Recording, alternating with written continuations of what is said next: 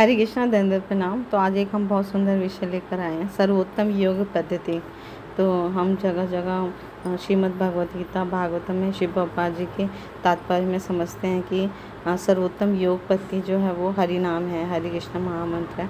तो उसकी अद्भुत व्याख्या शिव बाबा जी करते हैं।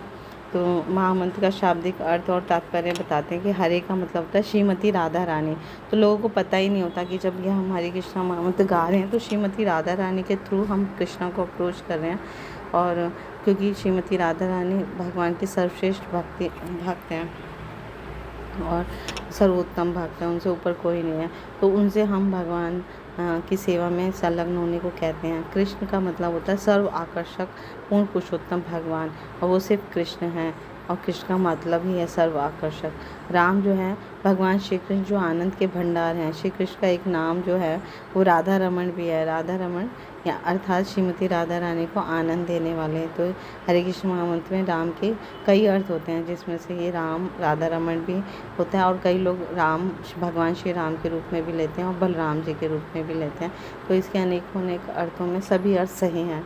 तो इसका अर्थ होता है जब हम गाते हैं हरे कृष्णा कृष्णा कृष्णा हरे हरे, हरे राम राम राम हरे हरे। तो इसमें हम ये प्रार्थना, इसका अनुवाद बताते हैं शिव बाबा जी की, हे श्रीमती राधा रानी, हे सर्व आकर्षक आनंद आगार भगवान श्री कृष्ण, कृपया मुझे अपनी प्रेममयी सेवा में प्रवृत्त कीजिए। तो हरे बार बार हरे आता है 8 बार, और 4 बार कृष्ण आता है और 4 बार राम होता है। तो हम बारंबार श्रीमती राधा रानी को कहते हैं कि हमें भगवान श्री कृष्ण की सेवा में लगाइए, सेवा में संलग्न कीजिए। तो ये भी भगवान की एक दिव्य सेवा होती है कि हम ध्यानपूर्वक जप करते हैं, भगवान की 16 माला करते हैं, हरे कृष्ण महामंत्र की 16 माला करते हैं। तो इस महामंत्र के कीर्तन से उत्पन्न जो दिव्य स्पंदन होता है, उससे हमारी दिव्य चेतना को पुण्य प्राप्त करने की एक श्रेष्ठ विधि है। पुण्य हमारी दिव्य चेतना जागृत हो जाती है। तो जीवात्मा के रूप में हम सब मूल रूप से कृष्ण भावना भावित जीव हैं, भगवान के दास हैं।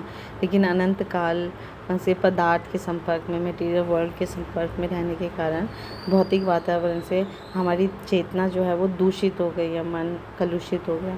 तो इस भौतिक वातावरण को जिसमें अब हम रहते हैं उसे माया कहते हैं। माया का अर्थ क्या है? वह वस्तु जो नहीं है। और यह माया क्या है? माया यह है कि हम सब भौतिक प्रकृति के स्वामी बनने का प्रयत्न कर रहे हैं, जबकि हम वास्तव में उसके कर नियमों के चंगुल में। कोई कहता है ना कि I am fine, I am good, है ना, फिर भी वो माया की प्रकृति के चंगुल में है। यानी कि जन्म मृत्यु जरा व्याधि हर व्यक्ति के जीवन में आती है। इस भौतिक संसार में वो माया के अंडर में है, और माया की सेवा में वो लगा ही रहेगा जब तक वो भगवान कृष्ण के संपर्क में नहीं आता, है ना, भक्ति नहीं करता। तो कोई भी जीवात्मा जो है वो भगवान का नित्य दास है। तो इस रूप में अगर जब हम अपनी दिव्य चेतना को समझ लेते हैं, आत्म साक्षात्कार कर लेते हैं, तो हमें भगवान रक्षा करते हैं माया से, और माया के हम चंगुल से बिल्कुल मुक्त हो जाते हैं।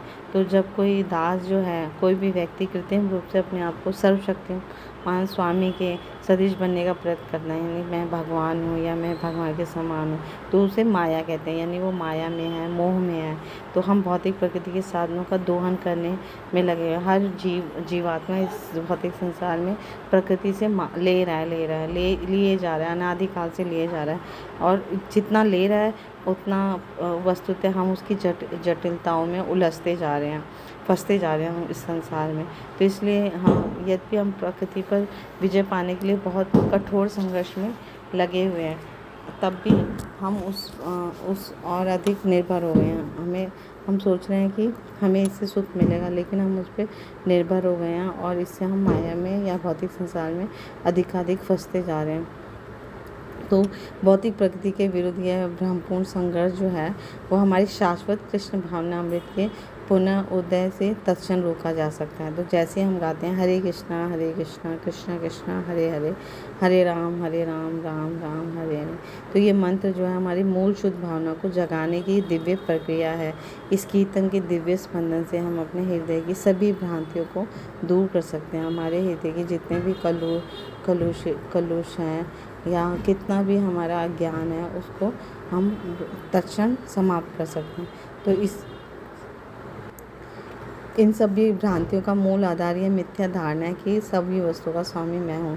तो जो लोग सोचते हैं वो भ्रम में हैं, भ्रमित हैं और माया में हैं, और उनको कभी भी सुख नहीं मिलेगा जब तक कोई जीव ये ना समझ ले कि मैं भगवान कृष्ण का अंश हूँ और उनका दास हूँ, और मैं अपने स्वामी की जब तक सेवा नहीं करूँगा तब तक मुझे सुख नहीं मिलेगा। तो कृष्ण भावना अमृत मन पर कृत्रिम रूप से आरोपित की जाने वाली भावना नहीं है। ये जो भावना है वो जीवात्मा की मूल प्राकृतिक शक्ति है। हर जीव का मूल एक स्वरूप होता है, तो उसे जागृत करने के लिए हम हरे कृष्ण महामंत्र गाते हैं। तो जब हम इस दिव्य ध्वनि को सुनते हैं तो ये भावना जो है पुनः जागृत होती है। तो इस युग में ध्यान संबंधी सरलतम विधि जो है वो ये हरे कृष्ण महामंत्र है। तो इसे हम बहुत प्रैक्टिकल रूप से अपने लाइफ में समझ भी सकते हैं। यानी इस महामंत्र अर्थात मुक्ति प्रदान करने वाला महान उच्चारण से व्यक्ति दिव्य स्तर पर आते हुए आध्यात्मिक आनंद का तत्काल अनुभव कर सकता है। तो हम देखते हैं जब हम भक्तों के संग एक बार भी या थोड़ा सा भी हम भक्ति करते हैं या हरे कृष्ण महामंत्र का कीर्तन सुनते हैं तो वो दिव्य आध्यात्मिक आनंद का अनुभव कर पाते हैं, है ना।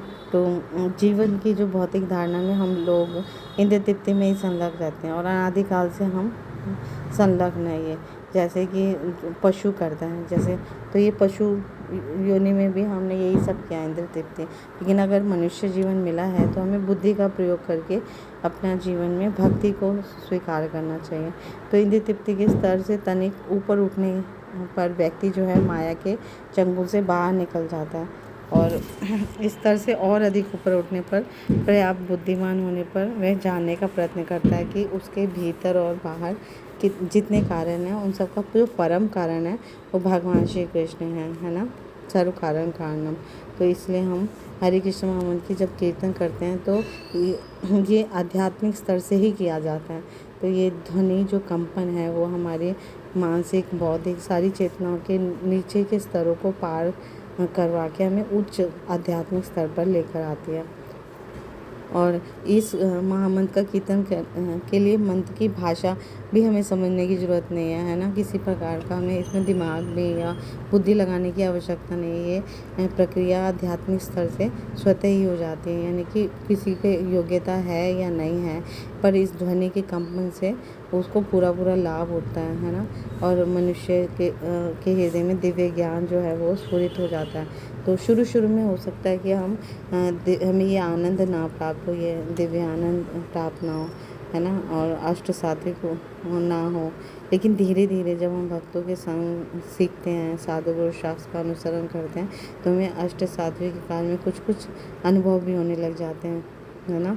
आध्यात्मिक आनंद का अनुभव होने लग जाता है और आध्यात्मिक स्तर पर वो हमें पहुंचा देता है। तो इसकी पहली पहचान ये होती है कि जो व्यक्ति होता है, कोई भी व्यक्ति जब मंत्र गायन करता है तो उसके साथ साथ नृत्य करता है, नृत्य करने की अंतर प्रेरणा प्रदर्शित करता है ना। तो एक बालक भी कीर्तन करते हुए नृत्य में भाग ले सकता है ना, जिसको कुछ भी नहीं आता, कुछ भी समझ नहीं आना, वो भी डांस करने लग जाता है, नृत्य करने लग जाता है। आप मंदिर में देखेंगे, भक्तों का संकीर्तन में देखेंगे, बहुत सारे लोग डांस करते हैं, नृत्य करते हैं, क्योंकि वो एक अलग ही आनंद है, आध्यात्मिक स्तर पर वो पहुंच जाते हैं। तो इस तरह से सच्चे भक्तों द्वारा इसका अनुभव हम कर सकते हैं। तो जब कोई शुद्ध भक्त इसे गाता है हरे कृष्ण महामंत्र, तो श्रोताओं पर इसका गहरा प्रभाव पड़ता है। इसलिए हमें ये कीर्तन जो है या हरे कृष्ण महामंत्र तो शुद्ध भक्त के श्रीमुख से सुनना चाहिए, तो हम तत्काल परिणाम देख सकते हैं, है ना। भक्तों के मुख से हमें नहीं सुनना चाहिए। तो हरा शब्द का अर्थ है भगवान की शक्ति, श्रीमती राधा रानी। कृष्ण और राम जो है वो भगवान के संबोधन है। कृष्ण और राम का अर्थ है परम आनंद और हरा का अर्थ है भगवान की परम आह्लादनीय शक्ति। तो संबोधन के लिए हम इसे हरा को हरे कहते हैं। तो भगवान की परम आह्लादनीय शक्ति हमें भगवान तक पहुंचने में सहायता प्रदान करती है। तो भगवान की कई सारी शक्तियाँ, बहिरंगा शक्ति जो है वो माया भी भगवान की विविध शक्तियों में से एक है, और हम जीव भी भगवान की तटस्थ शक्तियाँ। तो जीव लेकिन माया से श्रेष्ठ है, और जब श्रेष्ठ शक्ति जो है निकृष्ट शक्ति के संपर्क में आती है तो एक विरोधी अवस्था उत्पन्न होती है ना। तो लेकिन जब तटस्थ शक्ति हरा के संपर्क में आती है है ना, तो हमें आनंद की अवस्था में हम स्थित हो जाते हैं। तो हरे कृष्ण और राम ये 3 शब्द जो हैं वो महामंत्र का दिव्य बीज हैं। तो इसके कीर्तन करने से भगवान उनकी शक्ति के लिए यह आध्यात्मिक पुकार है, ताकि हम भगवान और यह शक्ति बद्ध जीवात्मा की रक्षा करें। तो ये कीर्तन हमें कैसे करना चाहिए? जैसे एक बच्चा रोता है, जो माँ के लिए पुकार रहा है कि माँ आ जाओ, माँ आ जाओ। तो माँ जो है वो हरा यानी भक्त को परमपिता भगवान की कृपा प्राप्त करने में सहायता प्रदान करती है, और भगवान जो है मंत्र का निष्ठा से कीर्तन करने वाले भक्त के सामने प्रकट हो जाते हैं। तो ये है इस महामंत्र का शब्दों का अर्थ, जिसमें हम कहते हैं कि हे श्रीमती राधा रानी, मुझे भगवान श्री कृष्ण की सेवा में संलग्न कीजिए, है ना। और रोते हुए पुकारते हैं तो भगवान प्रकट हो जाते हैं। तो शिव बाबा जी अनेक अर्थ बताते हैं कि राम का अर्थ जो है भगवान राम भी है, और भगवान राधिका रमन भी है, जो रमन करते हैं। भगवान श्री कृष्ण का अर्थ है जो आकर्षित करते हैं। तो परम भोक्ता भगवान श्री कृष्ण हैं और सबसे आकर्षित होते हैं। तो भगवान राम का कई लोग अर्थ बलराम और भगवान रामचंद्र भी लगाते हैं। तो इसमें हमें गलत नहीं सोचना चाहिए, कोई अंतर नहीं है। भगवान राम और भगवान बलराम दोनों ही भगवान श्री कृष्ण से ही उनका विस्तार स्वरूप है, इसलिए हमें इसके ज़्यादा मीनिंग में उलझना नहीं चाहिए। और भगवान हरे कृष्ण महामंत्र की दिव्य ध्वनि तरंगों में अपने आप को अनुभव करना चाहिए, और आध्यात्मिक आनंद लूटना चाहिए, और अपने जीवन का परम लक्ष्य प्राप्त करना चाहिए। तो इस कलयुग में हरे कृष्ण महामंत्र से हम अपने जीवन का परम लक्ष्य बहुत सरलता से प्राप्त कर सकते हैं। ये हमारे सारे सभी बताते हैं, सारे शास्त्रों में लिखा है। Thank you so much Guru Maharaj.